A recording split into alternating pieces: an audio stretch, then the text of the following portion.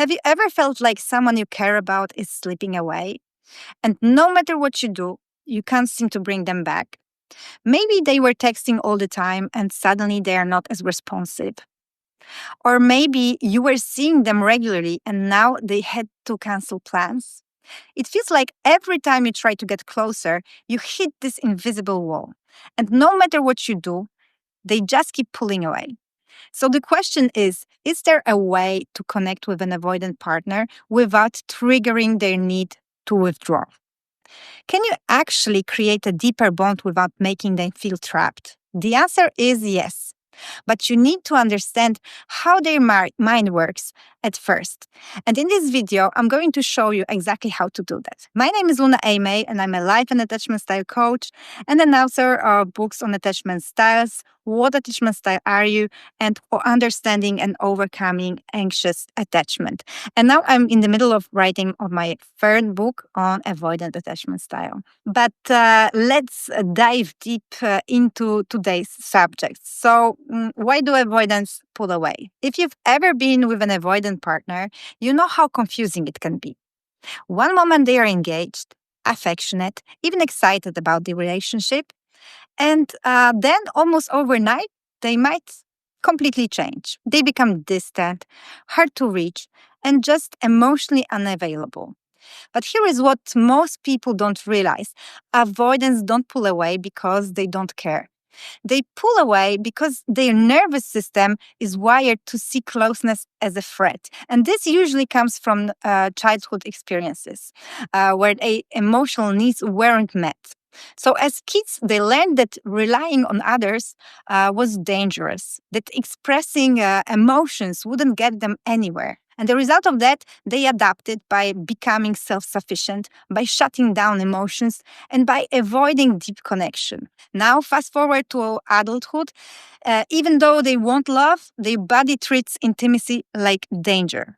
It's a subconscious survival response. And that's why the closer you get, the more they instinctively feel the need to retreat. You have to know that avoidants don't experience relationships the same way securely attached people do. What feels like a simple request to you, something as small as, for example, hey, can we spend more time together? This can feel like criticism to an avoidant because what they hear is, I need more from you. And instead of seeing this as a request, they can interpret it as a failure in the relationship. And this is a huge trigger for them because deep down, many avoidants carry shame wounds. They already believe they're bad at the relationship, that they are not good enough, that they'll never meet their partner's expectation. So even if you're just expressing a normal need, their instinct isn't to adjust. It's to shut down. Okay, so if avoidants are so easily triggered by closeness, how do you actually build a connection with them? How do you express your needs without making them feel like they are failing? The key here is to communicate in a way that feels safe for them.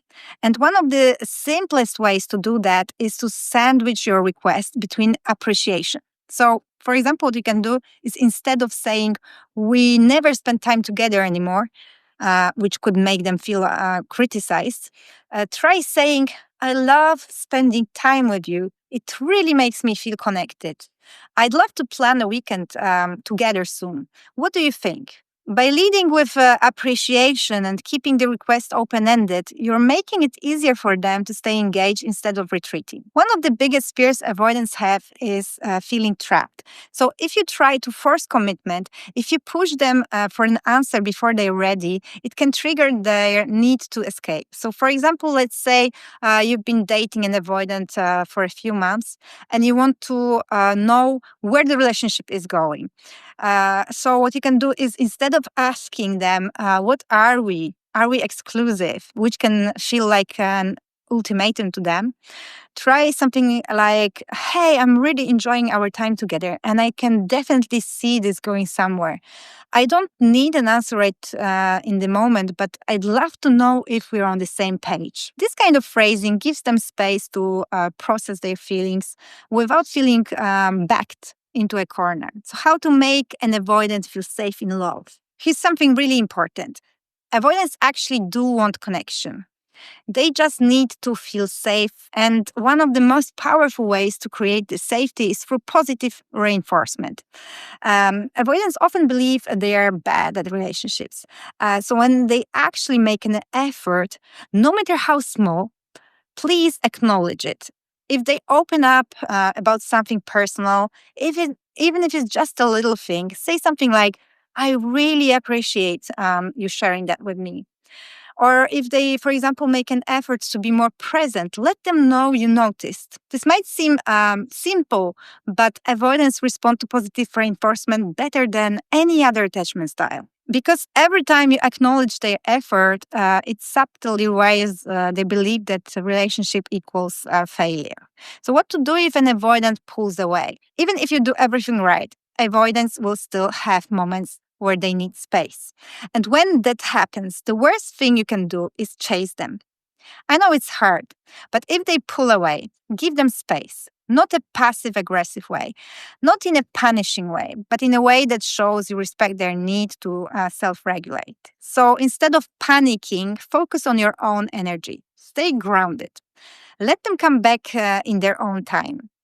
And when they do, don't make them feel guilty for needing space. Just pick up where you left off. When an avoidant realizes that you're not going to punish them for withdrawing, they actually start feeling safer in the connection. And over time, they pull away less often. If you found this video helpful, I think you would also like this one that appears here.